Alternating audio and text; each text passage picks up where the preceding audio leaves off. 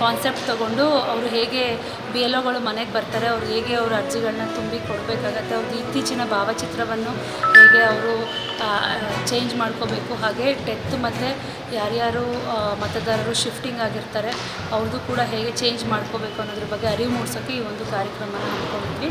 So ಇದನ್ನು ಎಲ್ಲ ಯಾರ್ಯಾರು ನಮ್ಮ ಜಿಲ್ಲಾಡಳಿತ ಭವನಕ್ಕೆ ಬರ್ತಾರೆ ಸಾರ್ವಜನಿಕರು ಅದನ್ನು ಪ್ರಯೋಜನ ಪಡ್ಕೊಂಡು ಅರಿವನ್ನ ಇನ್ನೂ ಅವರು ಯಾರಿಗೆ ಅವರ ಸುತ್ತಮುತ್ತಲ ಜನಗಳಿಗೂ ಕೂಡ ಅರಿವು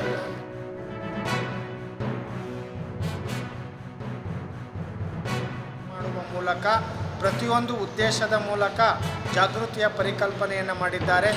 ಇಲ್ಲಿ ವಿಶೇಷವಾಗಿ ಭಾರತದ ಭೂಪಟವಿದೆ, ಭಾರತದ ಪ್ರಕೃತಿಯ ರಮಣೀಯತೆ ಇದೆ, ಭಾರತೀಯ ವಿವಿಧತೆಯ ಏಕತೆಯ ಅಂಶಗಳಿವೆ ಮತ್ತು ಪ್ರತಿಯೊಂದು ರಂಗೋಲಿಯಲ್ಲಿಯೂ ಕೂಡ ತಮ್ಮದೇ ಆದ ಉದ್ದೇಶವನ್ನು ಇಟ್ಟುಕೊಂಡು ಪ್ರಜಾಪ್ರಭುತ್ವವನ್ನು ಬಲಪಡಿಸುವುದು, ಮತದಾರರ ಹಕ್ಕನ್ನು ರಕ್ಷಿಸುವುದು, ಮತದಾರರ ಮತದಾನದ ಮೂಲಕ ಜಾಗೃತಿಯನ್ನು ಪ್ರತಿಯೊಬ್ಬರೂ ಕೂಡ ಮಾಡಬೇಕು ಅನ್ನುವ ವಿಶಾಲವಾದ ಧ್ಯೇಯವನ್ನು ಇಟ್ಟುಕೊಂಡು ವಿಶೇಷವಾಗಿ ರಂಗೋಲಿಯನ್ನು ಅರ್ಪಿಸಿದ್ದಾರೆ.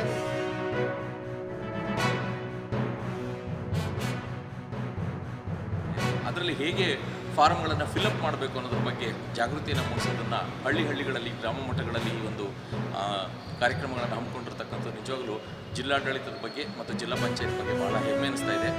ಚಾಮರಾಜನಗರ ಜಿಲ್ಲಾಡಳಿತ ಭವನದಲ್ಲಿ ಇಂತಹ ಒಂದು ವೈವಿಧ್ಯಮಯವಾದಂಥ ರಂಗೋಲಿಗಳನ್ನು ಬಿಡಿಸೋದ್ರ ಮೂಲಕ ಸಾರ್ವಜನಿಕರಲ್ಲಿ ಜಾಗೃತಿಯನ್ನು ಮೂಡಿಸುವಂಥ ಕಾರ್ಯಕ್ರಮಗಳನ್ನು ಮಾಡಲಾಗಿದೆ. ಯಾಕೆಂತಂದರೆ ಇವತ್ತು SIR ಮೂಲಕ ನಾವೆಲ್ಲರೂ ಕೂಡ ಮತದಾನದಲ್ಲಿ ಕಡ್ಡಾಯವಾಗಿ ಪಾಲ್ಗೊಳ್ಳಬೇಕು ಅನ್ನೋ ನಿಟ್ಟಿನಲ್ಲಿ ನಾವು ಹೇಗೆ ಫಾರಮ್ಗಳನ್ನು ಫಿಲಪ್ ಮಾಡಿ ನಮ್ಮ ಮತದಾನದ ಹಕ್ಕನ್ನು ಹೇಗೆ ರಕ್ಷಿಸಿಕೊಳ್ಬೇಕು ಅನ್ನೋದ್ರ ಬಗ್ಗೆ ಇಲ್ಲಿ ಜಾಗೃತಿ ಮೂಡಿಸುವಂತಹ ರಂಗೋಲಿ ಸ್ಪರ್ಧೆಗಳನ್ನು ಮಾಡಲಾಗಿದೆ.